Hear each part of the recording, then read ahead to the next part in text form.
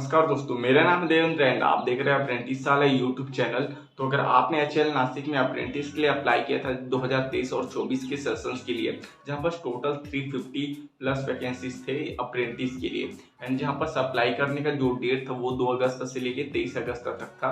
अगर आपने इसमें अप्लाई किया तो आज की वीडियो आपके लिए बहुत ही ज़्यादा इंपॉर्टेंट होने वाली है, क्योंकि आज के समय मैं आपको बताऊंगा कि जो डॉक्यूमेंट वेरिफिकेशन के प्रोसेस के लिए जो मेल आता है उस मेल के बारे में, एंड साथ ही साथ मैं आपको बताऊंगा डीवी के टाइम पे आपको कौन कौन से डॉक्यूमेंट्स अपने साथ ले जाने हैं। ये सारी चीजें आज के वीडियो में हम डिस्कस करने वाले हैं। तो अगर आपने एचएएल नासिक में अप्रेंटिस का अप्लाई किया था एंड आपको मिला है तो वीडियो के एंड तक देखते रहना। तो चलिए शुरू करते हैं आज की वीडियो को और जानते हैं यहाँ पर एचएएल नासिक में अप्रेंटिस के मेल के बारे में और डीवी के बारे में। तो चलिए शुरू करते हैं। तो यहाँ पर मेल में टोटल आपको 3 पीडीएफ मिलेंगे, जहाँ पर एक होता है आपके इंस्ट्रक्शंस का फॉर्म, एक होता है आपका डीवी का जो शेड्यूल होता है, आई मीन यहाँ पर जो कौन से ट्रेड के स्टूडेंट को कौन से डेट पे जाना है एंड कहाँ जाना है, एंड इसके अलावा आपकी टाइमिंग वगैरह उस पीडीएफ में लिखी होती है। एंड इसके अलावा एक फॉर्म होता है जो डीवी के टाइम पे वहाँ पर आपको अपने पर्सनल डिटेल्स और वहाँ पर जो बोल सकते हैं डीवी के टाइम पे हमारे जो डॉक्यूमेंट्स होते हैं उसके साथ में उसे सबमिट करना होता है। एंड इन्हीं ये 3 पीडीएफ वहाँ पर आपको बहुत ही ज़्यादा जरूरी है इसके बारे में जानना। तो आगे आपको वीडियो में उसके बारे में बताऊंगा, तो वीडियो के एंड तक देखते रहें। आप लोग देख सकते हैं यहाँ पर से मेरे पास मेल जो कि एचएएल नासिक के साइड जाता है डॉक्यूमेंट वेरिफिकेशन के प्रोसेस के लिए। तो यहाँ पर आपको मेल पे जो सब्जेक्ट है वो देखने को मिल जाएगा, physical document verification eight HAL Nashik के। एंड इस मेल को जैसे आप ओपन करते हैं देन इसके बाद आपको कुछ इस तरह का कंटेंट देखने को मिलेगा, dear candidate greetings from HAL Nashik. And जैसे ही आप थोड़ा स्क्रॉल करते हैं तो आपको एक इंपॉर्टेंट चीज़ देखने को मिलेगी, यहाँ पर एक मैटर लिखा हुआ है। तो यहाँ पर 3 पीडीएफ उन्होंने अटैच करके यहाँ पर आपको मेल किया हुआ है, जिसमें पहला जो पीडीएफ है वो है इंस्ट्रक्शन फॉर डॉक्यूमेंट वेरिफिकेशन जो, एंड सेकंड पीडीएफ है schedule for document verification, and third जो पीडीएफ है वो है डॉक्यूमेंट वेरिफिकेशन फॉर्म, जहाँ पर आपकी जो पर्सनल जो डिटेल्स हैं वो फिलअप की जाती है एंड डीवी के टाइम पे वापस सबमिट की जाती है, जैसे कि मैंने आपको पहले बताया है।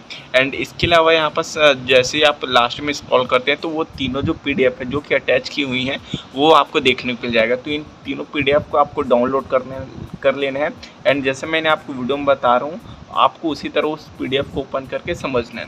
तो सबसे पहले हम बात कर लेते हैं यहाँ पर जो हमारा पहला पीडीएफ है जो कि इंस्ट्रक्शंस को लेके है, उस पीडीएफ को मैंने ओपन किया। तो आपको जो फर्स्ट पीडीएफ है कुछ इस तरह को देखने को मिलेगा, जहाँ पर कुछ डॉक्यूमेंट्स को लेके बोल सकते हैं आपको कौन कौन से डॉक्यूमेंट्स या जो कौन सी चीज़ें आपको ध्यान में रखनी है डीवी के टाइम पे, वो सारी चीज़ें यहाँ पर मेंशन की गई है। इस पीडीएफ के थ्रू उन्होंने काफ़ी सारी चीज़ें बताया है।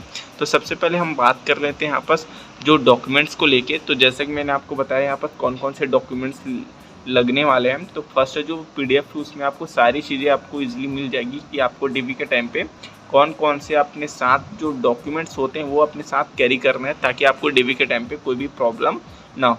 तो सबसे यहाँ पर हम बात कर लेते हैं, यहाँ पर लिस्ट ऑफ कैंडिडेट करके लिखा हुआ है, लिस्ट ऑफ डॉक्यूमेंट्स।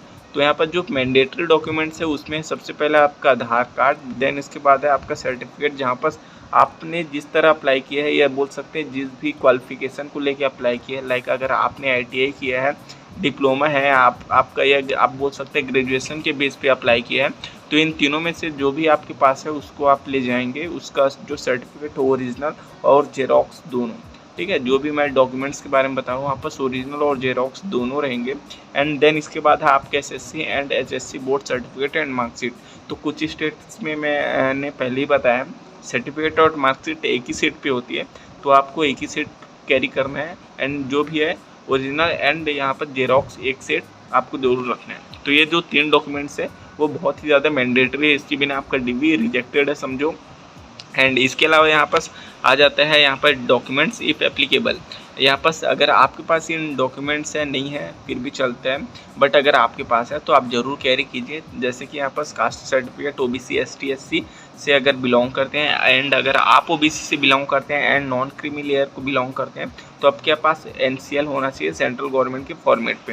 एंड अगर आप ईडब्ल्यूएस पीडब्ल्यूडी से बिलोंग करते हैं तो आपके पास वो दोनों सर्टिफिकेट भी होने चाहिए। एंड इसके अलावा एमएसआई कार्ड होता है, जैसे कि हर बोल सकते हैं डिपार्टमेंट या सेक्टर्स में जो भी एम्प्लॉयज़ होते हैं परमानेंट गवर्नमेंट सेक्टर्स में उनका एक अलग सा कार्ड बनता है। तो वो अगर आप एचएएल में हैं तो या आपके कोई पेरेंट्स एचएएल में हैं तो वहाँ पर जो एमएसआई कार्ड है वो आप कैरी कर सकते हैं।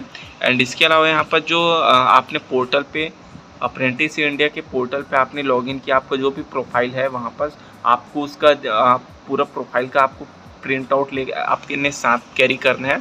एंड इसके अलावा यहाँ पास MHRD/NATS का एक गवर्नमेंट वेबसाइट है, वहाँ पास आपको प्रोफाइल बना के उसको साथ में आपको उसकी भी जेरोक्स एक कैरी करना है। तो कुछ इस तरह के यहाँ पर आपको इंस्ट्रक्शंस का फॉर्म देखने को मिलेगा। एंड बाकी इसके अलावा यहाँ पर जो 3 ऊपर में पैराग्राफ है वो किसी काम के नहीं पढ़ने की, वो सिर्फ डॉक्यूमेंट्स या बोल सकते हैं जो अटैचमेंट्स के हैं उसके बारे में बताया गया है। तो यहाँ पर अगर मैं बात करूँ, यहाँ पर जो सेकेंड वाली हमारी जो PDF है जिसमें यहाँ पर DV का शेड्यूल है उसके बारे में बताया गया है। तो मैंने आपको पहले जो PDF या बोल सकते हैं इंस्ट्रक्शंस के बारे में मैंने बताया आपको कौन कौन से डॉक्यूमेंट्स अपने साथ जो है वो कैरी करना है जिससे आप इजीली वापस अपना DV कंप्लीट करा सकें।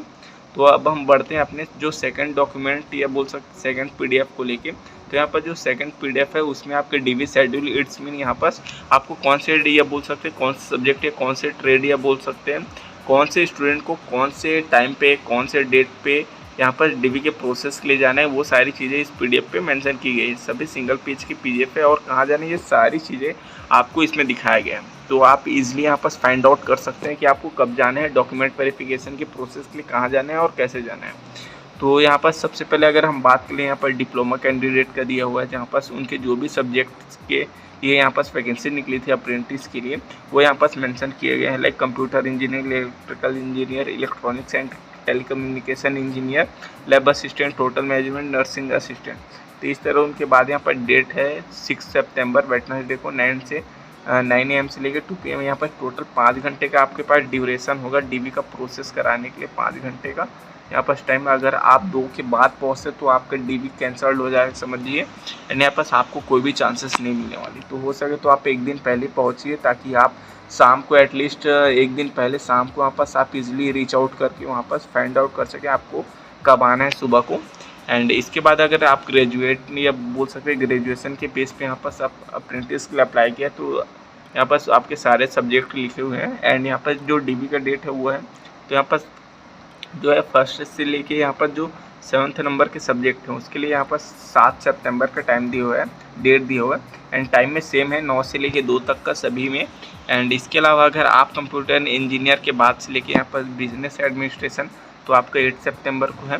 एंड इसके अलावा हम अगर बात करें ITI के जो कैंडिडेट जो कि मोस्ट ऑफ द यहाँ पर ITI के हैं, यहाँ पर काफ़ी सारे जो ट्रेड्स के नाम है ये बोल सकते हैं ट्रेड से वो यहाँ पर मेंशन किए गए हैं। तो यहाँ पर उनका टोटल 4 दिन के यहाँ पर DV का जो प्रोसेस है वो होने वाला 4 से 5 दिन का। एंड यहाँ पर आप लोग देख सकते हैं इलेक्ट्रिशियन में ज़्यादा वैकेंसी थी इसलिए उनको सिर्फ यहाँ पर 9 तारीख का दिया गया है, जहाँ पर 9 से 2 का होने वाला है DV का जो प्रोसेस है वो। एंड इसके बाद फिटर का 13 सितंबर को है। एंड यहाँ पर कंप्यूटर कोपा से लेके यहाँ पर मशीनिस्ट जो ग्राइंडर है वहाँ उनका 14 सितंबर को DV होने वाला है सेम टाइम पे। एंड इसी तरह और भी जो अदर ट्रेड के उनके स्टूडेंट है उनका होने वाला है। तो यहाँ पर अगर मैं बात करूँ किसी का DV छूट जाता है या क्या होता है तो उनको रिजर्व डेट है for all graduate diploma and date है। तो अगर आप अपने DV के डेट पे नहीं जाते हैं तो आपको 16 सितंबर का एक टाइम दिया जाता है, उस दिन जाके अपना आप डॉक्यूमेंट वेरिफिकेशन का प्रोसेस करा सकते हैं। एंड रही बात आपको DV के प्रोसेस के लिए कहाँ जाना है कैसे जाना है, तो यहाँ पर मैंने यहाँ पर वेन्यू दिया हुआ है, आप इजीली सर्च कर सकते हैं गूगल पे। एंड इस पर ऑलरेडी मैंने वीडियो बना रखी तो आई बटन पे उसकी लिंक दे दूँगा, जाके उसे आप चेकआउट कर सकते हो। एंड वैसे भी इस PDF को ओपन करने के बाद अगर आप इस लिंक पे क्लिक करते हो तो आप रिडायरेक्ट हो जाते हो गूगल मैप पे जो कि आपका लोकेशन होगा। एंड रही बात आपका DV के फॉर्म की, तो इससे जो DV का फॉर्म है जो कि 3rd अटैचमेंट है इसको किस तरह फिलअप करना है उसको मैंने ऑलरेडी अपने पहले की वीडियो में बता रखा है, तो आई बटन पर उसकी लिंक दे दूंगा, उससे जाके आप चेकआउट कर सकते हो। एंड इसको आप 2 कॉपी 2 जेरोक्स आपको अपने साथ कैरी करना है जो कि मोस्ट ऑफ द इम्पॉर्टेंट है। तो इसी तरह आपको अपना फॉर्म वगैरह फिलअप करना है वो आप जाके उस वीडियो को चेकआउट कर सकते हो, आई बटन पे लिंक दे दूंगा कैसे फिलअप करना है, क्या मिस्टेक्स नहीं करनी है। बाकी आज की वीडियो में इतनी थी। अगर आपको आज की वीडियो अच्छी लगी तो वीडियो को लाइक कीजिए, शेयर कीजिए।